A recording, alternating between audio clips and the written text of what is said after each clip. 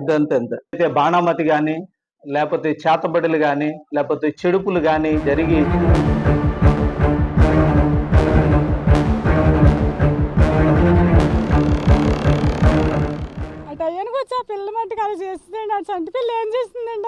కుటుంబం పరువు పేరుతో ఓ మహిళ దారుణానికి పాల్పడింది. తన కూతురుకు రెండో పెళ్లి చేయడానికి 5 నెలల పసికందును హత్య చేసింది. కన్న తల్లి కూడా ఈ దారుణానికి సహకరించింది. కూతురు ప్రేమ వివాహాన్ని చేసుకుని ఓ బిడ్డకు జన్మనివ్వడాన్ని అవమానంగా భావించిన ఓ మహిళ ఆమెకు పుట్టిన బిడ్డను అడ్డు తొలగించుకుంటే కూతురికి రెండో పెళ్లి చేయొచ్చని భావించింది. అలా అమ్మమ్మ కలిసి 5 నెలల పసికందును చంపేసి బావిలో పడేశారు. చివరికి పోలీసుల విచారణలో అడ్డంగా దొరికిపోయారు.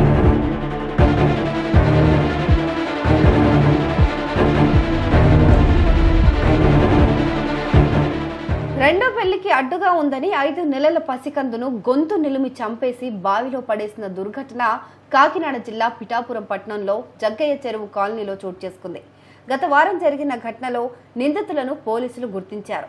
మే 6వ తేదీన అర్ధరాత్రి సమయంలో 5 నెలల చిన్నారి యశ్వితను గొంతు నులిమి చంపేసి ఇంటి వెనక భాగంలో ఉన్న నూతిలో పడేశారు. ఈ ఘటనపైన తండ్రి ఫిర్యాదుతో దర్యాప్తు చేపట్టిన పోలీసులు కన్న తల్లితో పాటు అమ్మమ్మను హంతకులుగా తేల్చారు. చిన్నారిని గొంతు నిలిమి హత్య చేసినట్టు విచారణలో నిందితులు అంగీకరించడంతో వారిద్దరిని అరెస్ట్ చేసినట్లు పిఠాపురం సిఐ జి శ్రీనివాస్ తెలిపారు. Pithapuram circle Pithapuram town police station పరిధిలో ఉన్నటువంటి జగ్గయ్య చెరువు 6వ తారీఖు అర్ధరాత్రిని మాకు ఒక ఫిర్యాదు రావడం జరిగింది. ఈ ఎవరైతే యశ్వంత్ అనేటువంటి పాప 5 నెలల 14 రోజులు బావిలో పడేసి హత్య చేశారనేటువంటి ఫిర్యాదు మేరకు వెంటనే కేసు రిజిస్టర్ చేసి మా జిల్లా ఎస్పీ గారు అనేటువంటి బిందు మాధవ్ గారు ఆదేశానుసారం అలాగే ఏఎస్పీ గారు ఉత్తర్వుల ప్రకారంగా 3 బృందాలు ఏర్పడి త్వరితగతిలో ఏమి జరిగింది, ఏంటి, ఈ డెత్ ఎలా జరిగింది అనేటువంటిది ఇన్వెస్టిగేషన్ ప్రారంభించడం జరిగింది.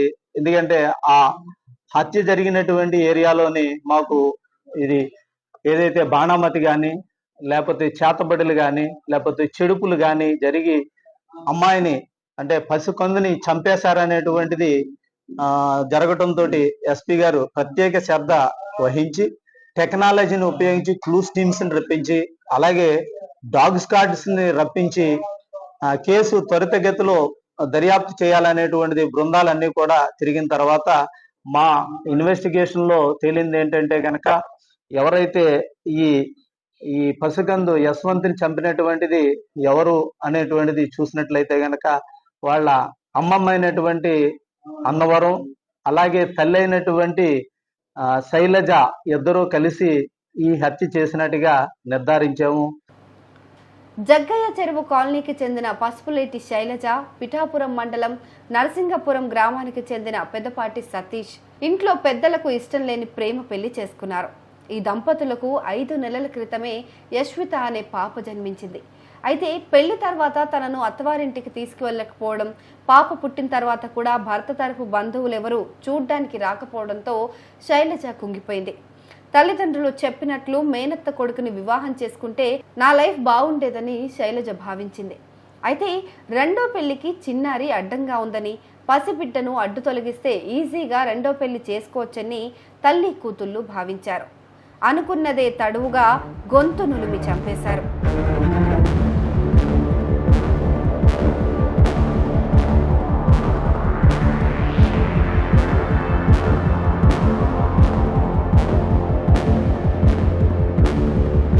ఆ తర్వాత ఏమీ తెలియనట్టు పాప కనిపించడం లేదని భర్తకు సమాచారం ఇచ్చారు. ఈలోపే యశ్వితను ఎవరో చంపేసి బావిలో పడేశారని తెలిసింది. దీంతో సతీష్ ఈ నెల 6వ తేదీన అర్ధరాత్రి పోలీసులకు ఫిర్యాదు చేశాడు. మరుసటి రోజు ఉదయం బావిలో మృత శిశువును గుర్తించారు. పసికందు తండ్రి ఫిర్యాదుతో ఈ ఘటనపైన విచారణ జరపడంతో అసలు నిజాలు వెలుగులోకి వచ్చాయి. ఈ క్రమంలోనే శైలజ ఆమె తల్లి అన్నవరం కలిసి చిన్నారిని హత్య చేసినట్లు పోలీసుల విచారణలో వెల్లడైంది. ఈ కేసులో ఇతర కుటుంబ సభ్యుల పాత్రపైన లోతుగా విచారణ జరుపుతున్నట్టు సిఐ వివరించారు. దీన్ని చేయడానికి కారణం ఏంటంటే ఈ శైలజ నరసింగపురానికి చెందినటువంటి పసుపులేటి సతీష్ అనేటువంటి ఒక అబ్బాయిని ప్రేమ వివాహం చేసుకోవటము. ఈ ప్రేమ వివాహం చేసుకున్నప్పుడు వీళ్ళ తల్లిదండ్రులకు కానీ వాళ్ళ తల్లిదండ్రులకు కానీ ఇష్టం లేదు. 2004లోని చేసుకున్న తర్వాత అప్పటి నుంచి కూడా వీళ్ళ కులాంతర వివాహము, ఇద్దరికి మనస్పర్ధలు రావటము, తర్వాత ఈ పాప పుట్టటము. ఈ పాప పుట్టిన తర్వాత కూడా ఎవరైతే భర్త ఇంటికి రాకపోవటము అనేటువంటిది, పెళ్ళైన తర్వాత కూడా భర్త ఇంటికి తీసుకుని వెళ్ళలేదనేటువంటి ముద్దాయి అనేటువంటి శైలజ చెప్పటము. తర్వాత ఈ ముద్దాయి శైలజ తల్లి అన్నవరం కూడా, నువ్వు ఈ పాపని మనిద్దరం కలిసి చంపేసినట్లయితే గనక నీకు మళ్ళీ ఒక మ్యారేజ్ చేస్తామనేటువంటిది వీళ్ళిద్దరూ ఒక ఆలోచించుకుని, అందరూ ఇంట్లో పడుకున్న తర్వాత అర్ధరాత్రి కాడ అంటే 6వ తారీఖు నైటు తెల్లవారితే 7వ తారీఖు అనగానే సుమారు 1 గంట ప్రాంతంలోని గొంతు నులిమి చంపేసి ఆ పక్కన ఉన్నటువంటి బావిలో పడేసినట్టుగా మా దర్యాప్తులో తేలటం జరిగింది. దీన్ని పురస్కరించుకుని ముద్దాయిల్ని మేము ఇద్దరిని కూడా అరెస్ట్ చేసాము. ఈ కేసులో అరెస్ట్ చేసిన తర్వాత రిమాండ్ రిపోర్ట్ తోటి జ్యుడిషియల్ కస్టడీకి మేము పంపిస్తున్నాము. ఈ కేసులో కూడా ఇంకా దర్యాప్తు అనేటువంటిది జరుగుతూ ఉన్నది. ముఖ్యంగా ప్రజలకు ఏం చెప్తున్నాం అంటే మీడియా మిత్రుల ద్వారా కూడా తీసుకెళ్లవలసింది, ఈ కేసు ఖచ్చితంగా మర్డర్, హత్య చేసినటువంటిదిగా నిర్ధారణ అయింది అన్నట్టు. అంటే మన యొక్క వీళ్ళు మర్డర్ చేసిన తర్వాత ఇది చేతబడి, ఇది అనేటువంటిది పోలీసుల్ని దృష్టి మరలించడానికి చేసినటువంటి హత్య అనేటువంటిది. తర్వాత ఆ మ్యారేజ్ జరిగినప్పుడు తల్లికి ఇష్టం లేక, తర్వాత ఈ అమ్మాయి కూడా మ్యారేజ్ అయిన తర్వాత ఎవరైతే భర్తతోటి మనస్పర్ధలు రావటం వల్ల ఈ హత్య జరిగినట్టుగా మాకు మా ఇన్వెస్టిగేషన్ లో నిర్ధారణ జరిగింది. వీళ్ళిద్దరిని కూడా అరెస్ట్ చేసి రిమాండ్ రిపోర్ట్ తోటి కోర్టుకి పంపించడం జరుగుతుంది. పిఠాపురానికి చెందిన పసుపులేటి అన్నవరం స్థానికంగా కుల పెద్దగా వ్యవహరిస్తూ ఉంటుంది. 2 ఏళ్ల క్రితమే శైలజ ఇంటి నుంచి వెళ్లిపోయి కులాంతర వివాహం చేసుకుంది. ఈ క్రమంలో శైలజ మనసు మార్చి తమ కులస్తుడికే ఇచ్చి రెండో పెళ్లి చేయాలని అన్నవరం భావించింది. అత్తింటి వారు ఆదరించకపోవడంతో శైలజ కూడా దానికి అంగీకరించింది. అలా ఈ నెల 6న పసికందు యశ్వతను అన్నవరం శైలజ ఇద్దరు కలిసి గొంతు నులిమి చంపేసి పక్కింట్లో ఉన్న బావిలో పడేశారు. పైగా క్షుద్ర పూజలు చేసినట్లు నమ్మించేందుకు ఇంటి ముందు పసుపు కుంకుమ చల్లి నిమ్మకాయలు పెట్టారు.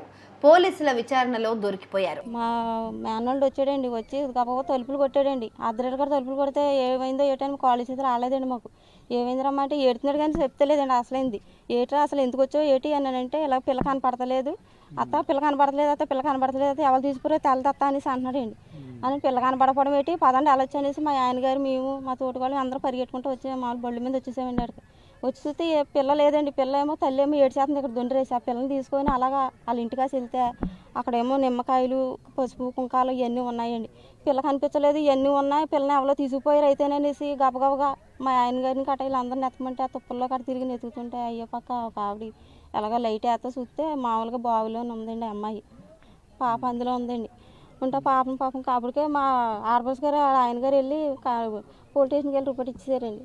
అది కానిస్టేబుల్ అందరూ వచ్చారండి. వచ్చి ఆయనే దిగి తీసారండి. కానిస్టేబుల్ తీసి చూసామండి. అప్పుడే పిల్లల్ని కూడా చూపించలేదండి సరిగ్గా. నాకు పట్టుకుని ఏడ్చేస్తున్నాం అనేసి చూస్తే ఐదో జట్లు గట్ట వేసేసి ఉన్నాయి. బొట్లు వేయో రంగు బొట్లు వేయో ఉన్నాయండి. ఆ పిల్లకి ఆ నీటిలో ఉన్నాయి సార్, బొట్లు పోలేదండి. ఆ బొట్లు అలాగే ఉన్నాయి. ఆ పిల్లకి ఇదేంటి పిల్లకి తల లేపనేది అయితే ఎంత బిగా నొసలంతా బిగిసిపోయి వాసిపోయినట్టుగా అయిపోయింది. ఇదేంటి ఎలా చేసారంటే మాకు ఇవ్వలేదండి. పిల్లని గబగబా తీసుకెళ్ళిపోయారండి. హాస్పిటల్ తీసుకెళ్ళిపోయారండి పిల్లని. అలా జరిగిందండి. మరి అవన్నీ చూస్తుంటే మరి అలాగే ఉందండి. మరి అక్కడ పసుపు కుంకాలు ఇవన్నీ ఉండటమేంటి, పిల్ల ఏంటి ఎలాగ ఉండటమేంటి అనేసి మరి మాకు అలాగే అనిపించిందండి. మరి ఎవరితోటి వీళ్ళేమో గొడవలు కాడ పడలేదు అంటున్నారండి. పిల్ల చూస్తేనేమో కనిపించలేదు. ఎలాగా బావులో ఉండటమేంటి, కొన్ని బంగిరే పిల్ల కాదు, నడిచే పిల్ల కాదు, వెళ్ళిపోయి ఏదో నిద్రకాలం పడిపోయిందని అనుకోవడానికన్నా పిల్ల 6 నెలల పిల్ల కూర్చోదు అలాంటి పిల్లని తీసుకెళ్ళి నూతిలో పాడేయడం ఏంటి అనేసి మేము అందరం కూడా ఏం కాలేజ్ చేయాలి ఆడలేదండి. నేను పెద్దమ్మని అవుతానండి. మాది పోలవరం అండి. అంటే మేము అక్కడి నుంచి పనులకు వచ్చామండి. 2 వారాలు అవుతుంది. మేము సాయంత్రం భోజనం చేసేసి డాబా ఎక్కేసామండి. డాబా ఎక్కేస్తే మా అబ్బాయి గబగబా 1 గంటకి పైకి వచ్చేసాడండి. పైకి వచ్చి పెద్దమ్మ పిల్ల కనిపించలేదు, చింతల్లి కనిపించలేదు అని అన్నాడండి. చింతల్లి కనిపించపోతాం ఏంటిరా అని మా ఆయన నేను కిందకు వచ్చేసామండి. టైం చూడలేదండి. అప్పుడు గబా కిందకు వచ్చేసి అవన్నీ నిలుగుతున్నామండి. చిన్న తల్లి కనపడటం ఏంటంటే ఆ పక్క ఈ పక్క మా ఆయన మా తోటికోళ్ళు వీళ్ళందరూ మేము అందరం నిలుగుతున్నామండి. నిలికినా కానీ ఎక్కడా దొరకలేదండి. దొరకపోతే ఫోన్ చెయ్యాలి అక్క, ఫోన్ తీసుకురా అని అందండి మా తోటికోళ్ళు. లోనికి వెళ్ళి ఫోన్ నిలికలేక ఫోన్ లేదండి. ఫోన్ లేకపోతే నీ సెల్ నుంచి ఫోన్ చెయ్యి, నా సెల్కి మా అన్నయ్యకి గట్ట ఫోన్ చేయాలి నేను అందండి. నేనేమో ఫోన్ చేసుకుంటా ఫోన్ చేస్తానండి. అదేమో సైలెన్స్లో పెట్టేసిందండి ఫోను. సైలెన్స్లో పెట్టేసలేక ఎక్కడ ఉందని నిలుక్కుంటూ తిరుగుతున్నానండి. తిరిగేలేక ఆ సెల్ ఏం చేసిందండి, గోడ అవతల ఉందండి సెల్. అది మా తోటికోళ్ళండి, అన్నవరం ఉందండి. అన్నవరం ఇక్కడ ఉంది సెల్ అనేలేకి అక్కడ నాకు సెల్ కావాలనేలేకి మా ఆయన గబగబా వెళ్ళి సెల్ తీసుకుని వచ్చాడండి. తీసుకుని వచ్చేలేక అందరికీ ఫోన్లు చేసామండి. అసలు ఏంటి గబగబా అని లోనికి వెళ్ళి చూసేలేకి పిల్లలేదండి. అసలు ఏం జరిగిందిరా ఏంటంటే, అమ్మ శైలజ పిల్లకి పాలేడదారనేలేకి చెయ్యేమో తడివేలేకి చింతలు కనపడలేదు పిన్ని పెద్దమ్మ అనేలేకి ఎలా జరిగింది ఏంటి అనేలేకి ఇలా జరిగిందండి. పిల్లలు మరి ఎవరు తీసుకెళ్ళిపోయారో కూడా తెలియలేదండి. మేము గబగబా బయటకు వచ్చేసేలేకి పసుపు కుంకుమ నిమ్మకాయ పెట్టేసి ఉన్నాయండి. మరి ఆ సంగతి ఎవరు చేశారో కూడా మాకు తెలియదండి. మీరు ఏం చేస్తారో నాకు తెలియదండి. ఆడి మట్టికి పిల్లని ఎవరు చంపారో ఆడి మట్టికి ఉరేసేయాలండి మీరు. 2 సంవత్సరాలు అవుతుందండి పెళ్ళి. పిల్లకేమో ఇప్పుడు 5వ నెలండి. ఆ సంటి పిల్ల ఏం చేస్తుందండి, ఆ పిల్లని చంపేస్తాడండి అనవసరంగా. ఎదవ ఆ ఎదవని బతకనేకూడదండి, చంపేయాలండి. జడేసారండి, జడేసి శుద్ర పూజ చేస్తాడండి. ఎదవండి.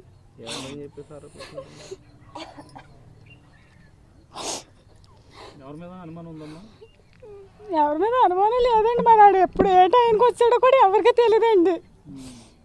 ఆ టైంకి వచ్చి ఆ పిల్ల మట్టుకు అలా చేస్తుందండి. ఆ చంటి పిల్ల ఏం చేస్తుందండి అసలు చూసుకుంటే పెద్దలు గొడవ పడ్డారు కానివ్వండి, చిన్నపిల్ల ఏం చేస్తుందండి.